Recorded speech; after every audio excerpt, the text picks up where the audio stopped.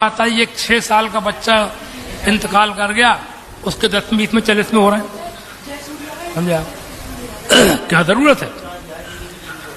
نابالغ مسلمان کا بچہ بخشا ہوا ہوتا ہے, احکام شرع ہوتے ہیں اس کو لاگو جب وہ بالغ ہو جائے.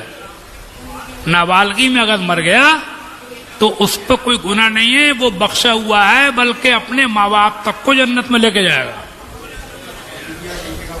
جب اس سے جنت کا حکم ہوگا تو وہ دیکھے گا ماں باپ کی طرف کو. اللہ فرما کہ یہ کیا دیکھ رہا ہے, کیا ماں باپ کو دیکھ رہا ہے, کیا مرضی ہے, کیا چاہتا ہے میرے ماں باپ بھی, اللہ کا رحم و کرم جوش پہ آئے گا. کا اس سے کہہ دو کہ میرے گھر والوں کو بھی لے جاتے. سمجھا؟ چھوٹے چھوٹے بچوں کی فاتحہ کرنے لگے, بڑھا چلے جا رہے ہیں ان کاموں. بلکہ نابالغ بچے کے لیے جو دعا پڑھتے ہیں جنازے کی نماز میں, اس دعا میں بھی اس کی بخشش کی دعا نہیں ہے, جو بخشا ہوا ہے. وہ بڑوں کی دعا میں تو ہے بخشش کی دعا, اللہ مغفر حینا میتنا وشاہدنا وغائبنا وسقینا, اس میں بخشش کی دعا ہے. اور بچے کی دعا ہوتی ہے اللہم اجعلہ لنا فرطوں واجعلہ لنا اجروں وذخروں واجعلہ لنا شافع مشفع. بچے کی دعا ہے نابالغ کی. اس میں کوئی جملہ ایسا نہیں جس کا مطلب یہ ہو کہ یا اللہ اس بچے کی مغفرت کر دے. کیا مطلب ہے اس کا؟ اللہ اجعلہ لنا فرطوں, یا اللہ اس کو ہمارے آگے آگے چلنے والا بنا. فرط کہتے جو کسی کی قیادت کرتا ہو, رہنمائی, آگے آگے چلنے والا. یعنی قیامت کے دن جنت کی طرف لوگ جاتے ہوں, اس کو ہمارا فرد بنا دے, آگے آگے چلنے والا بنا دے. وجعلہ لنا اجروں, اور اس کو ہمارے لیے اجر بنا دے, ثواب بنا دے. یعنی اس کی جو موت ہوئی ہے, اس موت کے ذریعے سے ہماری مغفرت فرما دے. وذخروں, اور اس کو ہمارے لیے ذخیرہ بنا دے, ثواب کا ڈھیر بنا دے. وجعلنا شافع مشفع, اور اس کو ہمارے لیے شفاعت کرنے والا بنا دے, ہماری شفاعت کرے اور اس کو شفاعت قبول کیا ہوا بنا دے. یہ دعا ہے. اس میں ایک لفظ ایسا نہیں جس میں یہ کہا ہوگا اللہ تعالیٰ یہ بچے کی مغفرت کر دے.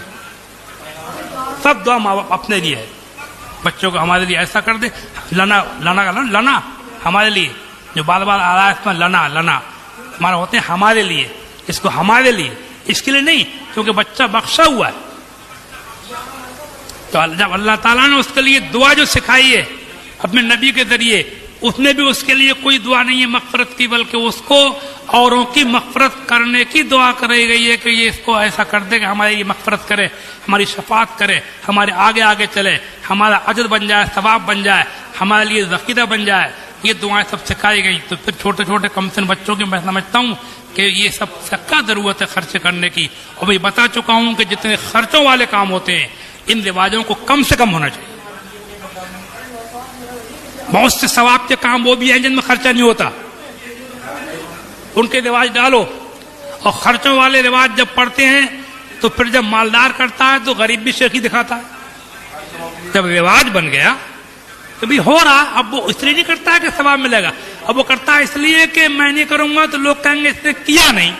یہ ٹکائی سے بچنے کے لیے کرتا ہے. اب وہ جو چیز رواج بن جاتی ہے اس کو لوگ ٹکائی سے بچنے کے لیے کرتے ہیں. تو خرچوں والے کام جب اللہ نے زکوٰۃ, صدقہ فطر, قربانی اور حج کے اندر بھی غریبوں کا الگ کر دیا گیا, تو خرچوں والے رواج کم سے کم کرو تاکہ غریب آدمی بھی معاشرے کے اندر, سماج کے اندر سینہ تان کے کہہ سکے کہ میں بھی دیندار آدمی ہوں.